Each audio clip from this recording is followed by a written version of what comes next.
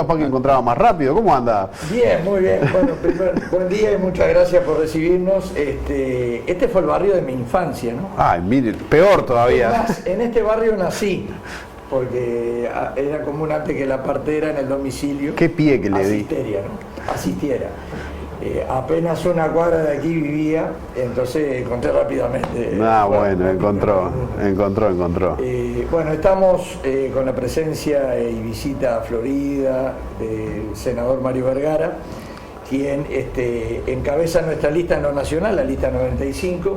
Nos acompaña Virginia Dodera, compañera de la 738 acá de Florida, que hoy estamos en una fuerza mayor más amplia que Fuerza Renovadora. ¿Trajo la lista, Virginia? También hemos hecho un acuerdo con la 2121 aquí en Florida. Viste que hay dos hojas, la departamental y la nacional. Démela. Entonces, ahí está. La lista departamental. Porque usted me dijo 95 nomás y yo le recuerdo, son dos la hojas. Departamental, 21-21, 738, Fuerza Renovadora, Ahí está, mira. Partido Demócrata Cristiano, Casa Grande, Marea Frente Amplista. Somos quienes integramos la lista departamental. Y en lo nacional, la 95, también habemos compañeros de Florida que integramos esa claro. lista, pero la encabeza el compañero Mario Vergara, la senadora Lilian Quillán, el senador Maía, también el compañero Héctor Lescano y varios compañeros más que ahora no los tengo a la memoria. Bueno, muy bien. Y nos parecía importante transmitirle a la población dos cosas. Que el 30 de este mes, para el país todo y para el sistema democrático, es imprescindible votar. Para los frente amplistas es más importante aún porque nuestra votación determina el potencial que podamos tener para una elección de octubre, que como nuestro senador siempre dice, no está ganada. Es una elección altamente competitiva y nuestro trabajo ya está comenzando ahora, invitando a todos los frente amplistas el 30 a votar. En nuestro caso invitamos a votar a Yamandu Orsi, pero que voten a Carolina, que voten a Andrés. Lo importante es votar y participar. Muy bien. Virginia, Mario, buen día. Buen día. Un gusto estar nuevamente aquí. Bueno, le dejo por lo menos una introducción por favor, sí.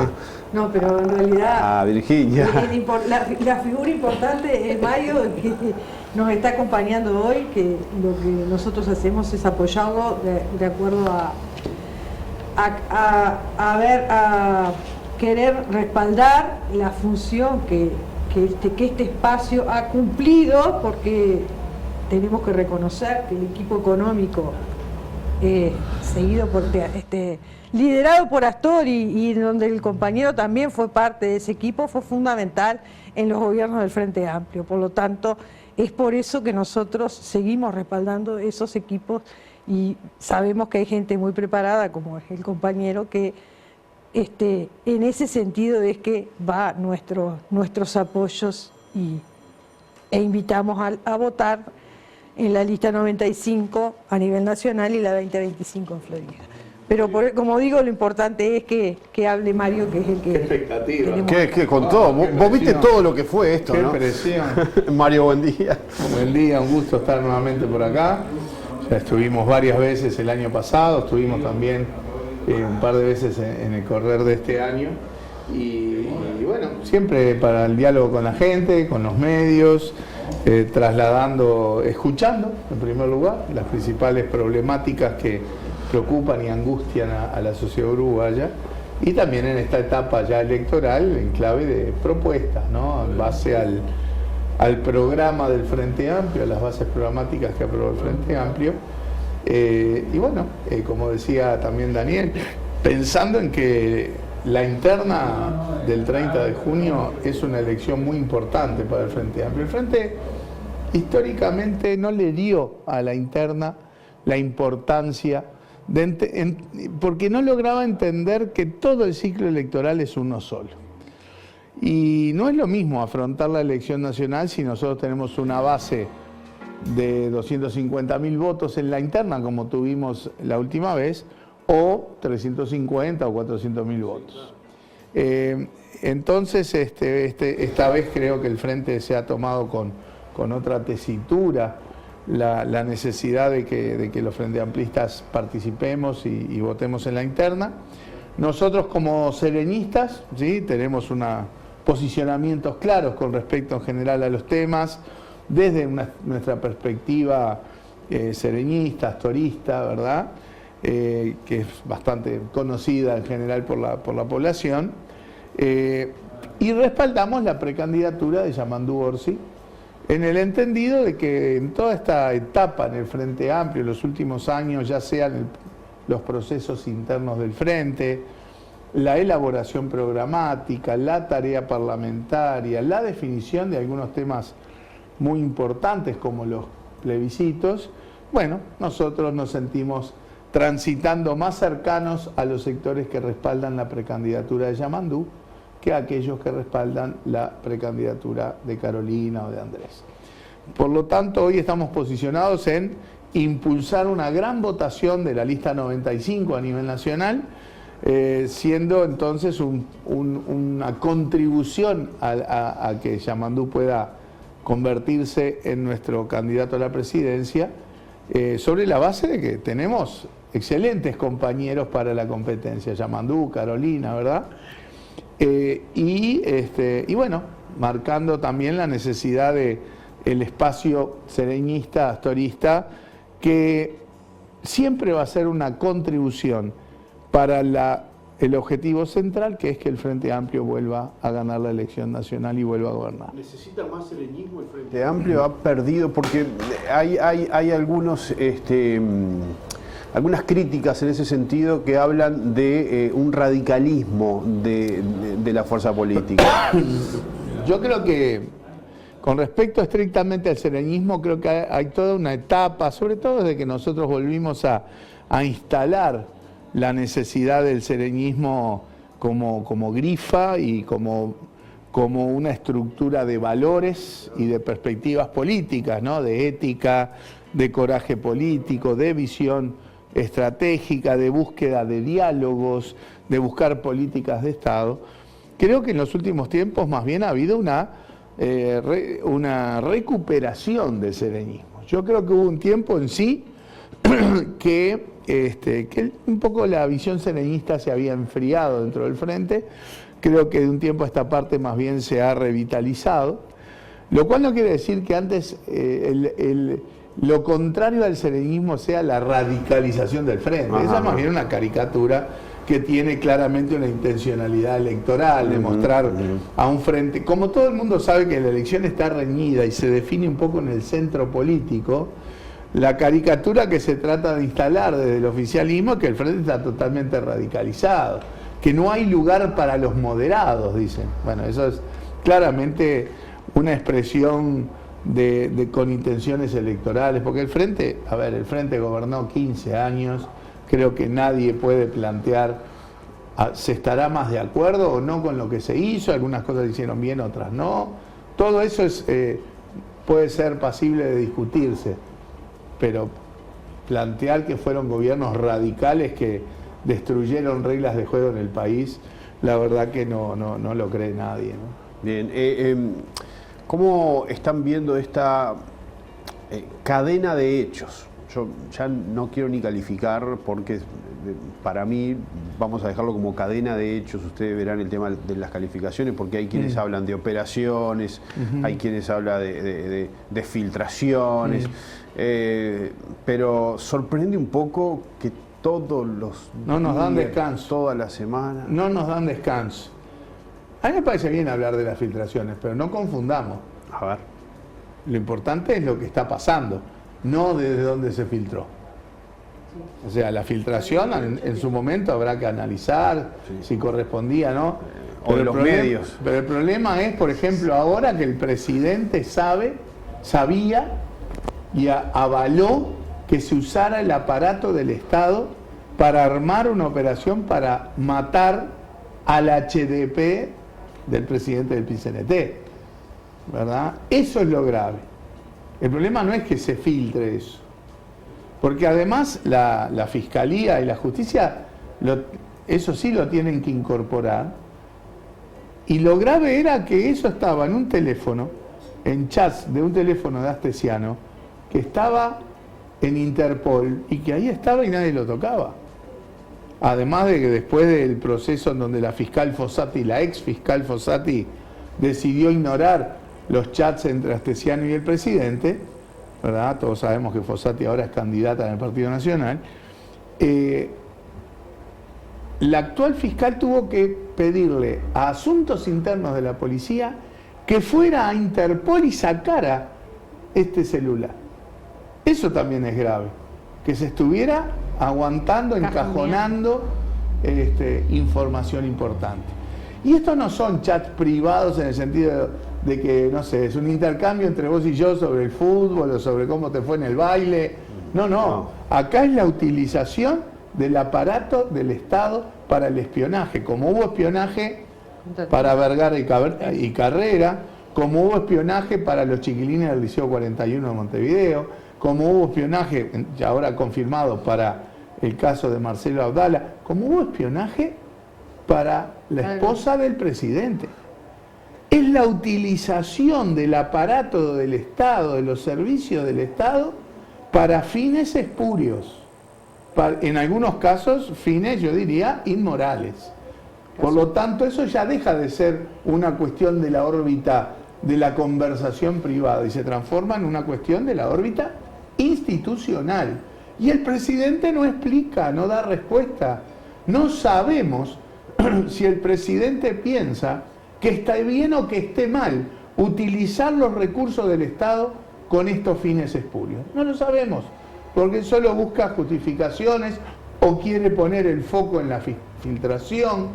Pero ni en el caso nuestro, aun cuando se confirmó, hay gente presa por el caso de espionaje de Charles Carrera y mío. El presidente en su momento dijo, esto puede ser que sea humo.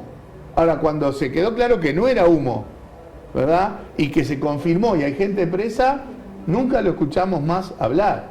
Así como lo que fue su reacción con el caso Penades, ¿verdad? Que él miraba al amigo y le creía al amigo. Después que todo se confirmó, nunca más lo escuchamos hablar. A los chiquilines del Liceo 41, nunca escuchamos hablar. El propio caso de su propia esposa. O sea, estamos hablando de un presidente que la saca para el costado. Tampoco sabemos si él piensa que está mal y qué involucramiento tuvo, porque en el fondo la discusión es hasta dónde estaba involucrado el presidente en esto, o por ejemplo en el caso famoso de la reunión que pasó a saludar, en donde el ministro del Interior, canciller y asesor estrella del presidente estaban reunidos confabulando para mentirle al Parlamento, para ocultar y destruir información que le había solicitado la justicia por el caso del pasaporte de Marcel. El presidente no sabía lo que estaba pasando, pasó a saludar y no sabía qué estaba pasando en esa reunión. O sea, siempre queda en la nebulosa y terminamos hablando de la filtración, quién filtró, qué medio trabaja para quién, disparates de eso, y no terminamos de saber cuál es el verdadero involucramiento del presidente en estas cosas que a todas luces están mal. ¿Qué sentiste cuando se volvió a hablar de espionaje, teniendo en cuenta que te tocó de cerca? Como bien lo señalabas, hay gente presa por esa situación. Exacto, porque primero se procesó y después se condenó. Y bueno, ya estaba condenado Astesiano y se condenó a otra persona que era el que le insistía. Durante un mes le mandó 14 mensajes, o sea, uno cada 2 días, planteando la necesidad de la información, la ficha de información sobre Vergara y Carrera, cuyo objetivo era, está escrito, no lo estamos, apretarnos para que retiráramos la denuncia que habíamos hecho a cuenta de la bancada del Frente Amplio sobre el escándalo del puerto, la entrega de un monopolio para nosotros de manera inconstitucional, ilegal, de un monopolio a una empresa privada en el puerto de Montevideo por 60 años, un negocio de más de 2.000 millones de dólares sin justificación. Y bueno, cuando ahora hace poco tiempo volvió el tema por por la condena explícita de este señor, que era el intermediario. Y bueno, evidentemente sentimos por un lado el medio vaso lleno, la justicia está actuando, la fiscalía y el poder judicial actuando correctamente, y personas llamadas a responsabilidad penal en esto, y el medio vaso vacío, ¿verdad? Que porque como ni Astesiano, ni este señor Acuña, ni otros que pertenecían a Vertical Skies, esa empresa de militares uruguayos que estaba en Miami, ninguno de ellos colaboró. El medio vaso vacío es que aún no sabemos quién fue el que originariamente pidió esa información para chantajear. Claro, te volvió la duda, te volvió el recuerdo de la duda. Eso seguimos sin saberlo, lamentablemente. Claro, claro. Ahora, teniendo en cuenta estos detalles, yo tenía la pregunta ya elaborada, pero quería ver si tenías algún elemento más y por lo que vi, sí. Vos recién mencionabas que había un mensaje por día o 2 mensajes por día en forma sistemática, todos los días, es decir...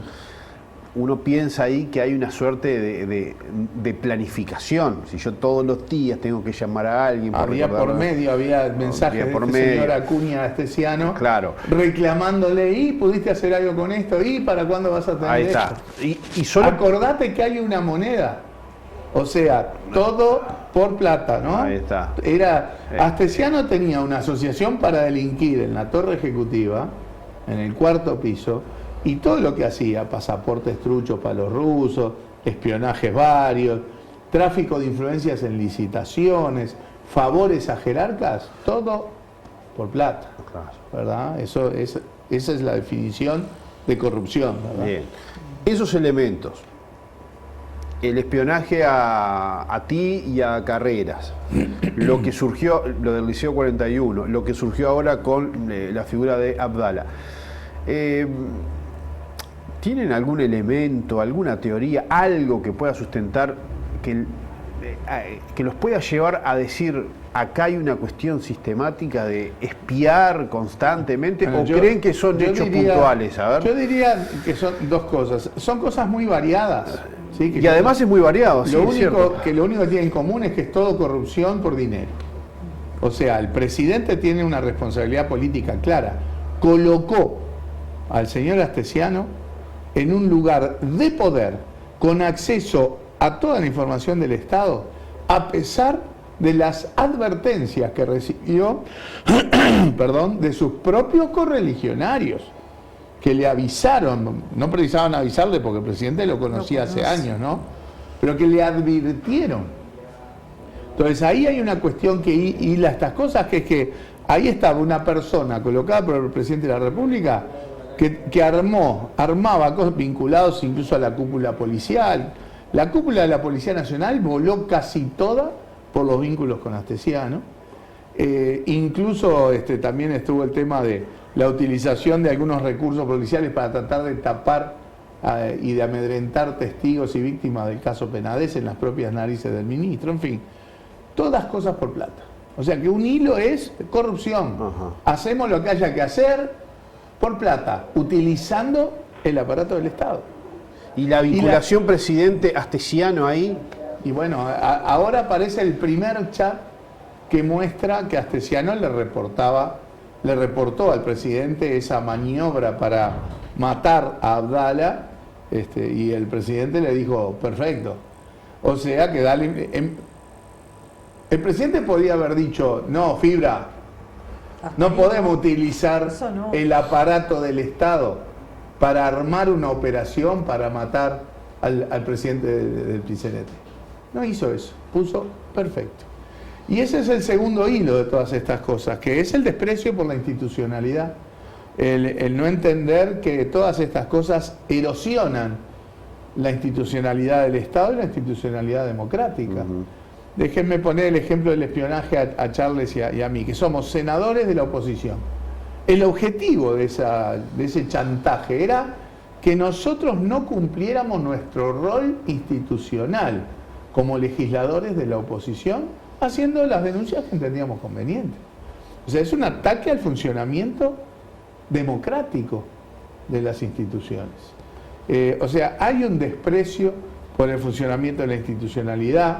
que se suma a otras cosas, las presiones a la fiscalía, las presiones al sistema judicial y cosas por el estilo. Me queda, capaz que me quedan más preguntas, pero me queda una más en este capítulo que yo diría que por lo menos llama la atención.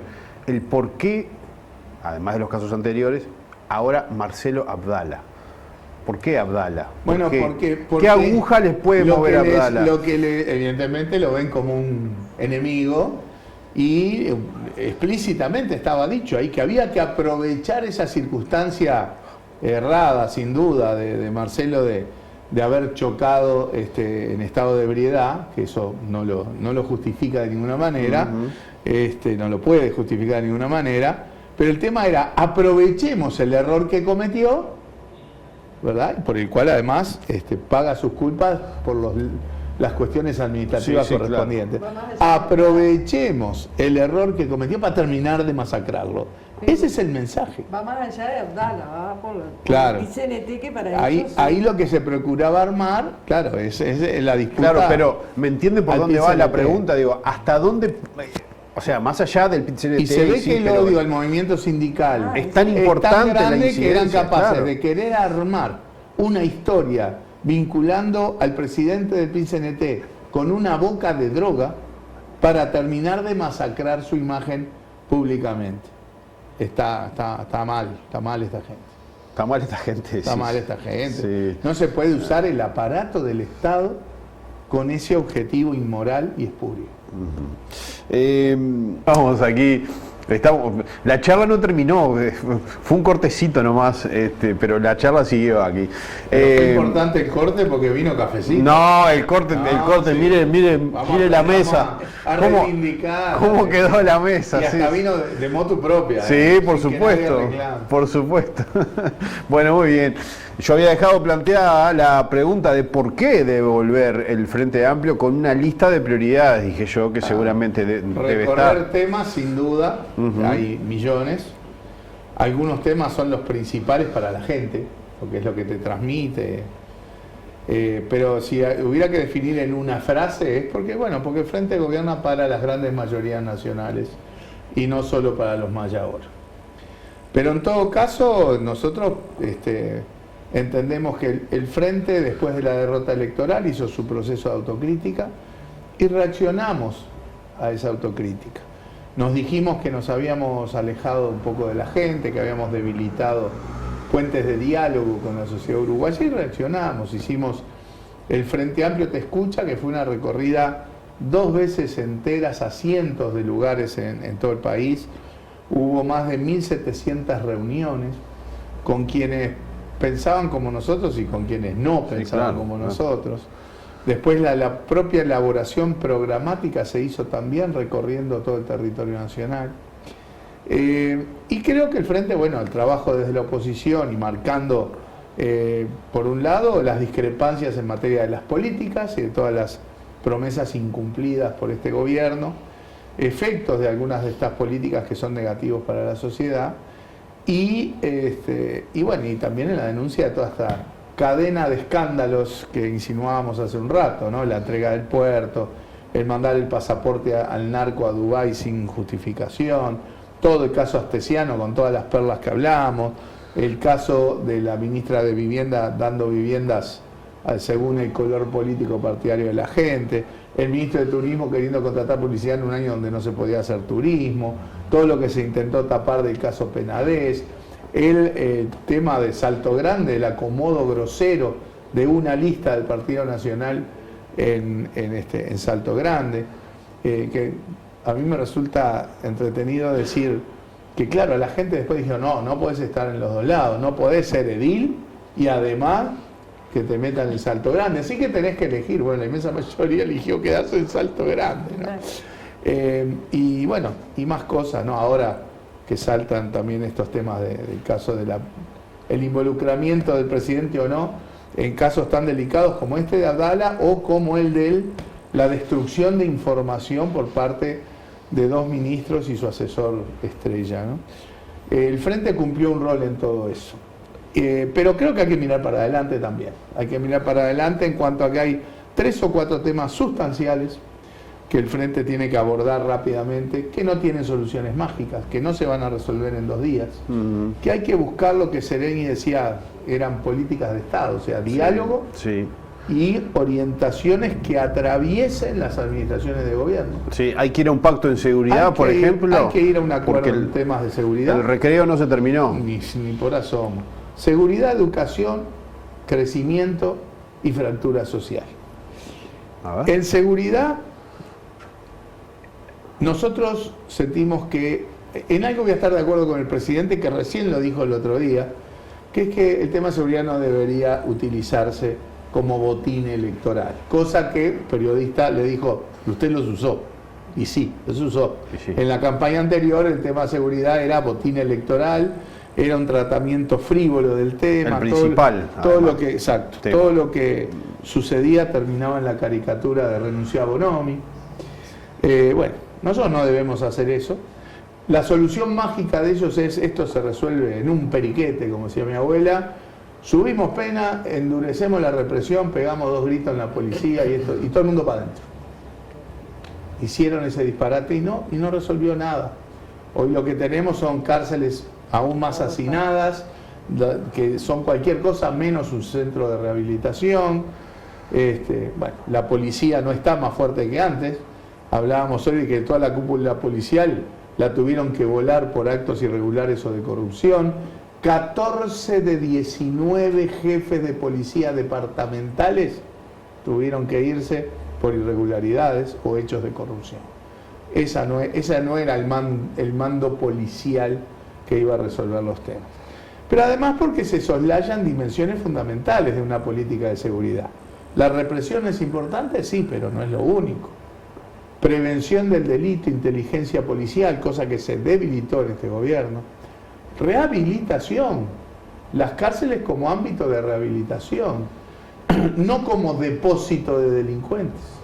Hoy los analistas del tema te dicen que la cárcel, más que el propio comisionado parlamentario de cárceles, que no creo que sea sospechado de ser frente amplista, lo deja muy claro. Las cárceles, lejos de ser un ámbito de rehabilitación, son el ámbito de reclutamiento de jóvenes por parte del crimen organizado.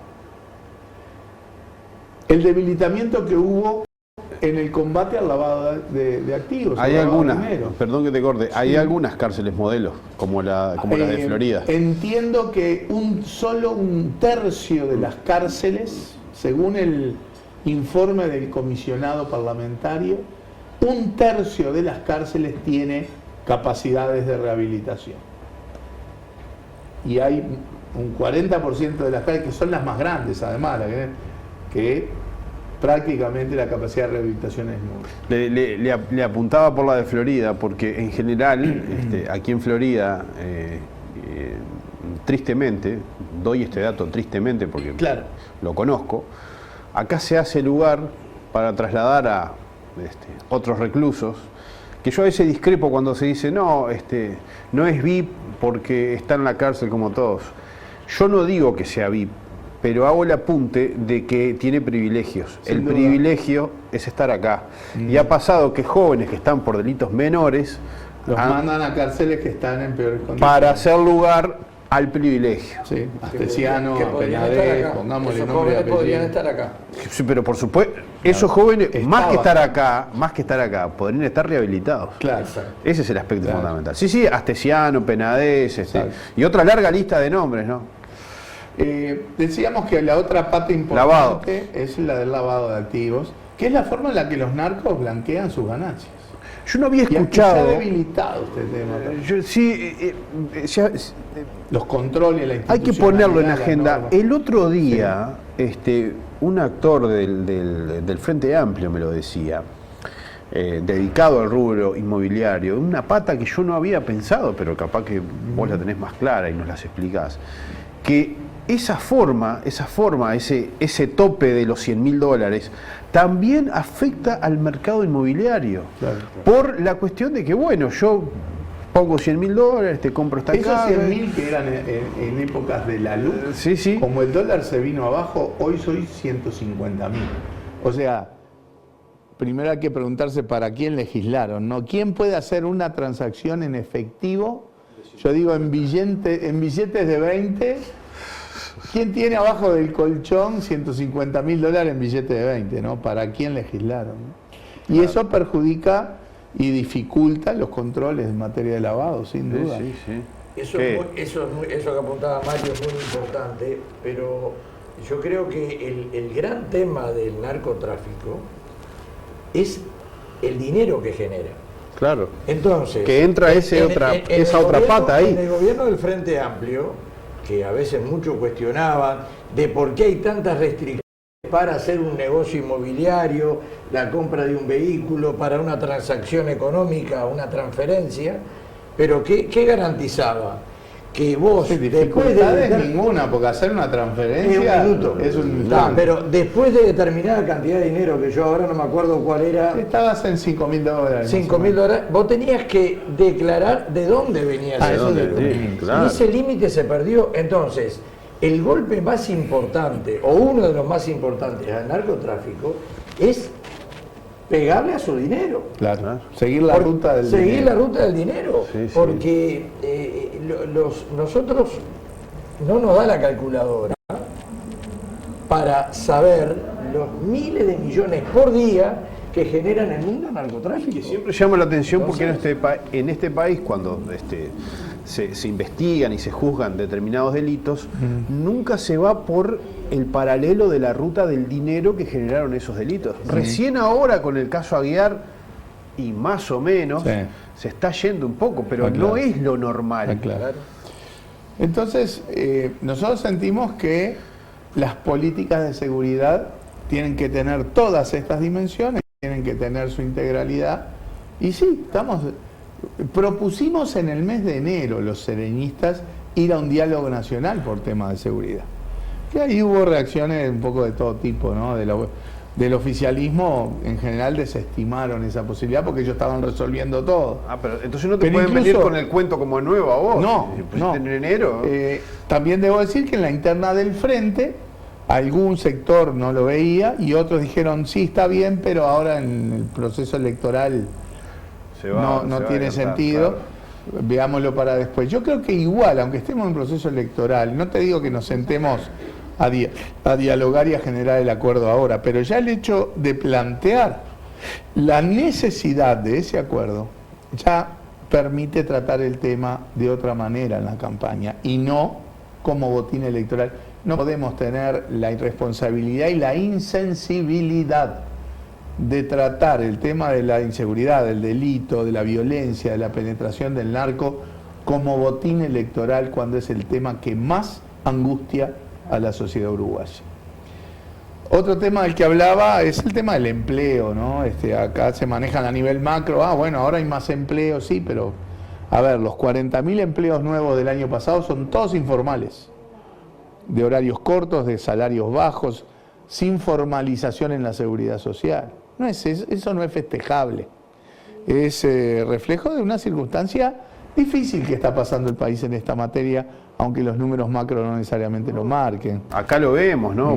Porque hay un llamado para jornales solidarios de 200, 300 personas y se anotan miles. Claro, y es muy triste. Un empleo precario, ¿no? Y es muy triste ver un montón de gente sentada en una tribuna esperando que salga su numerito por un empleo que es extremadamente precario. Y no bajamos del 9% de su ocupación en Florida. No, claro. El tema ahí es que nosotros, esto se resuelve básicamente, no voy a decir nada fabuloso, con crecimiento económico. Sí, claro. Y el gobierno no ha tenido políticas de crecimiento económico. Se ha focalizado en lo fiscal. La propia ministra decía, si quieren evaluar nuestra gestión, miren el resultado fiscal. Pues bastante mediocre el resultado. El panorama fiscal de hoy no es mejor que el panorama fiscal del 2019, que ellos mismos decían que era catastrófico. Mediocre decís, o sea, de medio para abajo. Mediocre, y estoy siendo generoso, porque si era su obsesión, su foco, fracasó. Porque hoy el panorama fiscal no es distinto del que ellos mismos catalogaban de catastrófico. Y políticas de crecimiento. ¿Cómo crece una empresa? En base a productividad y competitividad. En productividad uno tiene que impulsar ciencia, tecnología, innovación, recapacitación de trabajadores, de trabajadoras. Nada de eso hubo. competitividad, mejorar la inserción externa. Acá se mucho, pero no se avanzó prácticamente en nada en materia de la inserción del Uruguay en el mundo. Promoviendo la competencia, acá se hizo al revés, se regaló un monopolio ni más ni menos que en el puerto de Montevideo. Y además un tercer factor, que es el brutal atraso cambiario que tiene hoy el Uruguay, el más grande del siglo XXI, ante la pasividad del gobierno y del Banco Central, que chiflan para el costado. Se les derrumba el dólar afectando. Hoy eso es el clamor de todas las gremiales: agropecuaria, industrial, de servicio, de turismo, inmobiliaria, de exportación. Y el gobierno insiste con que eso no es problema que haya que atender, que lo resuelva el mercado, te dice.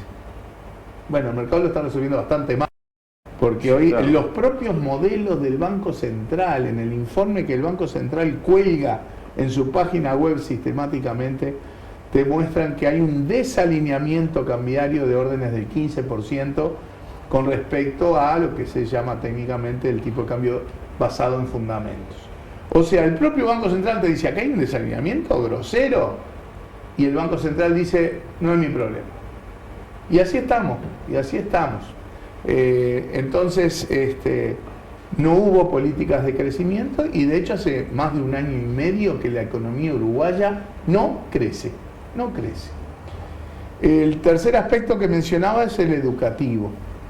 También, en los gobiernos del frente, yo tengo una visión autocrítica en el sentido de que creo que mejoramos todos los indicadores educativos, todos mejoraron, pero modestamente. Y no hicimos una reforma sustancial, y yo interpreto reforma sustancial en el sistema educativo como generar el sistema educativo que prepare a los chiquilines y las chiquilinas para el mundo desafiante, complejo, tecnológico, difícil que hay hoy enfrente.